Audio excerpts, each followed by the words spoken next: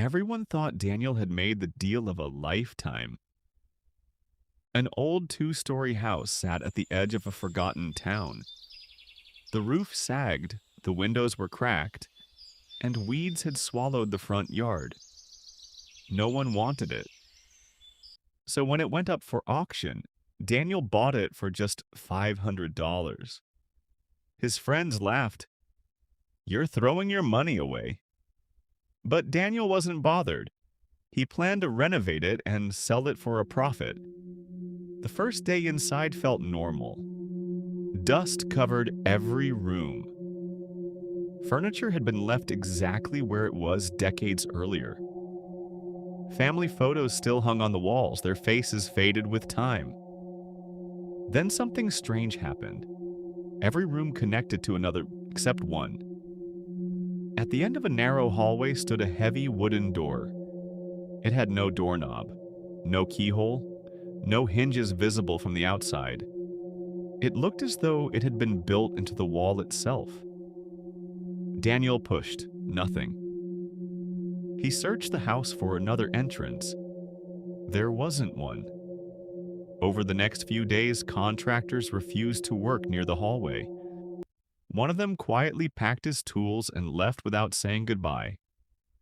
Another simply said, "I've seen doors like that before, and they should stay closed." Daniel laughed it off until he checked the old property records. The blueprints showed no door should have existed there. According to the original plans, that hallway was supposed to be a solid wall. Someone had built the mysterious door years later, but there was no record of who did it or why.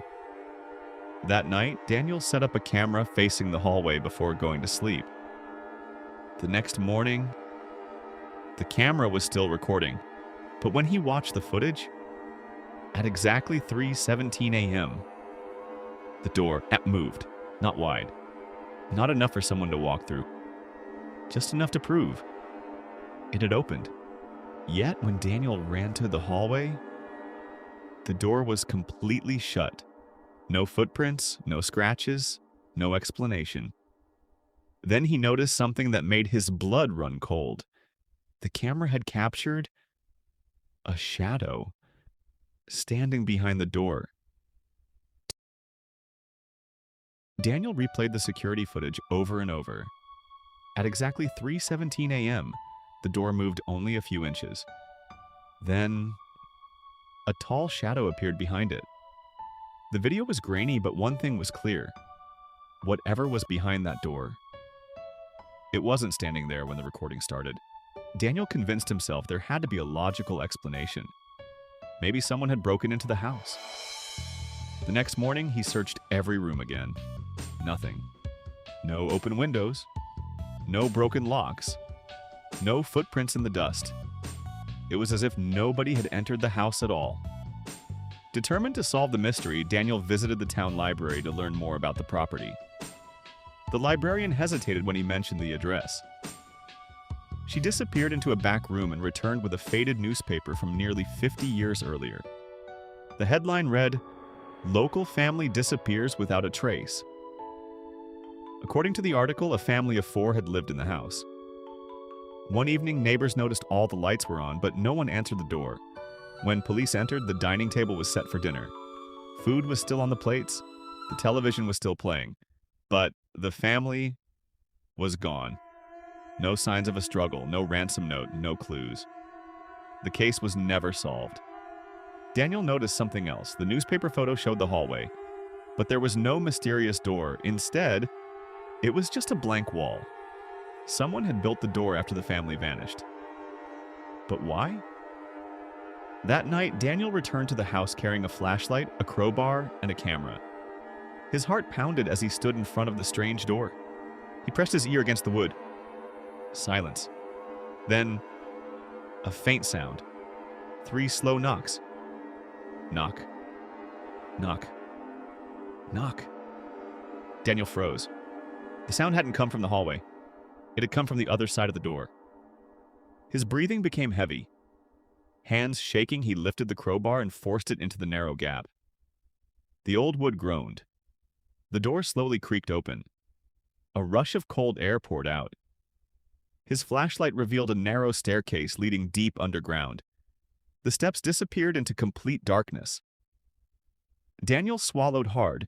He looked at his camera, then took one cautious step down. Suddenly, a loud crash echoed behind him. He spun around. The door had slammed shut. Daniel was trapped underground. He raised his flashlight toward the darkness ahead. Then, a voice whispered, "You're not supposed to be here." Daniel stood frozen.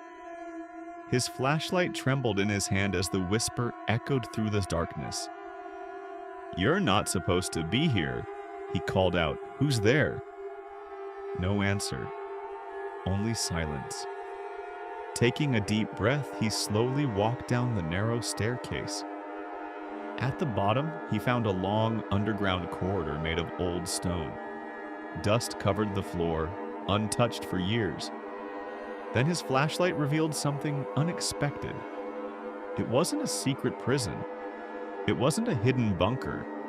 It was an underground storage room. Old shelves lined the walls, covered with boxes, books, and rusted tools. In the center of the room sat a large wooden chest. Daniel carefully opened it. Inside were family photographs, birth certificates, letters, and journals dating back decades. One journal belonged to the father who had once lived in the house. As Daniel read, the mystery finally began to make sense.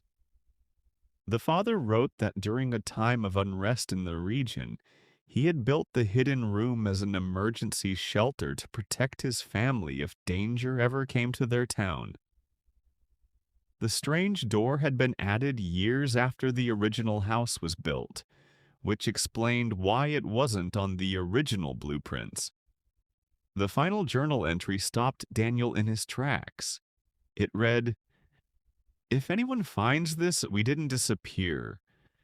We left during the night because we were warned that our family was in danger. We couldn't tell anyone where we were going. If you're reading this, then our secret stayed hidden for many years." Daniel looked around the room. The family hadn't vanished without a trace. They had escaped. The unsolved mystery had simply never been solved because no one knew this hidden shelter existed. Then Daniel remembered the whisper. He checked his camera footage. The audio was distorted. After enhancing the recording, the words sounded completely different. It hadn't said, "You're not supposed to be here." It had actually said, "Is somebody there?" Daniel smiled nervously. He realized the whisper had been his own voice bouncing through the narrow underground tunnel, creating an eerie echo that his frightened mind misunderstood. As for the moving door on the security camera, a building inspector later discovered that years of shifting foundations had caused the heavy wooden door to slowly swing open by itself during the coldest hours of the night before closing again. Every mystery had an explanation. Daniel restored the house instead of selling it. He turned the hidden room into a small museum that displayed the journals and photographs, preserving the family's true story. Visitors came from all over to see the famous house with the mysterious door. They expected a ghost story. Instead, they discovered something even more fascinating. Sometimes the scariest mysteries aren't supernatural at all. They're forgotten pieces of history, waiting for someone brave enough to uncover the truth. If you enjoy videos like this, please like and subscribe to this channel.